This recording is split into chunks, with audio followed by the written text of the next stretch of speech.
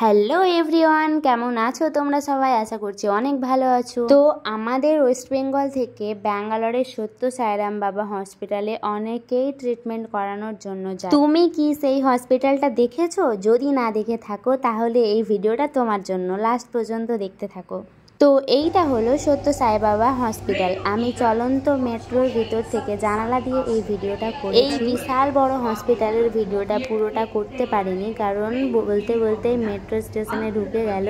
আর পুরো ভিডিওটা নিতে গেলে আমাকে বাইরে থেকে পুরো ভিডিওটা নিতে হবে, আর এখন এতটা টাইম নেই। আমাকে যেতে হবে রাধাকৃষ্ণ মন্দির। ব্যাঙ্গালোরের সবথেকে সুন্দর, সবথেকে বড় রাধাকৃষ্ণ মন্দির হলো এইটা, ব্যাঙ্গালোরের স্কন টেম্পল নামে পরিচিত। আর এই মন্দিরে এত সুন্দরভাবে, এত ভালোভাবে সব দর্শকদের ওয়েলকাম করা হয়, দেখেই তো পুরো মুগ্ধ হয়ে যায়।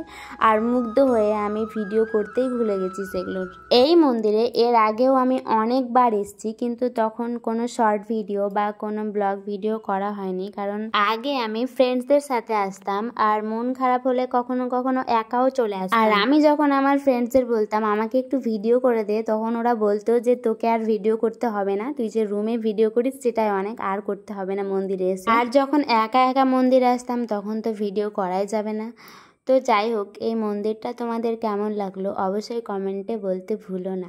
আর হ্যাঁ, একটা কথা তো বলতে আমি ভুলেই গেছি, একবার রাধে রাধে আর হরে কৃষ্ণ অবশ্যই বলে যাও। কলেজে যাওয়ার উদ্দেশ্যে আমি ব্যাঙ্গালোরে এসেছি। কলেজে খুব একটা জরুরি কাজ ছিল আমার। গতকাল কলেজ থেকে ফিরতে অনেক রাত হয়ে গেছিলো, খুব ক্লান্ত অবস্থায় এসেছিলাম। তবুও সকাল সকাল উঠেই মন্দিরে চলে এলাম, কারণ ভগবান শ্রীকৃষ্ণ আর শ্রী রাধারানীকে অনেক বেশি ভালোবাসি আমি। এই মন্দিরের ভিতরটা দেখো কত সুন্দর, মনোমুগ্ধ হয়ে যাওয়ার মতো দৃশ্য। তারপর মন্দির থেকে বেরিয়ে আমরা প্রসাদ খেয়ে নিলাম। এখানে প্রসাদে আছে খিচুড়ি আর পোলাও। আর এর আশেপাশে দেখো কত ভিড়, এইরকমই ভিড় থাকে সব সময়। আমি যখন সকালে আসি তখনও দেখেছি এমনই ভিড় থাকে, দুপুরে আসলেও দেখেছি, আর রাতে আসলেও এরকমই ভিড় দেখি সব সময়। আর আজকেই আমরা বাড়ি চলে যাব ব্যাঙ্গালোর থেকে ওয়েস্ট বেঙ্গল। আবার কবে ব্যাঙ্গালোরে আসবো কোনো ঠিক নেই, তাই এইবারে মন্দিরটা খুব ভালোভাবে চারদিকে ঘুরে দেখে নিলাম। এখন আমরা ট্রেনে করে বাড়ি চলে যাচ্ছি। আর এই ভিডিওটা আমার বর কখন করেছে আমি জানতাম না, পরে দেখলাম, তো ভিডিওটা অ্যাড করে দিলাম। আর এইখানে দেখো, এই যে দেখা যাচ্ছে পেছন দিকে একটা পাহাড়, এটা হচ্ছে অন্ধ্রপ্রদেশে। এখানে আমি গিয়েছিলাম, এই পাহাড়টা সব থেকে উঁচু জায়গায়।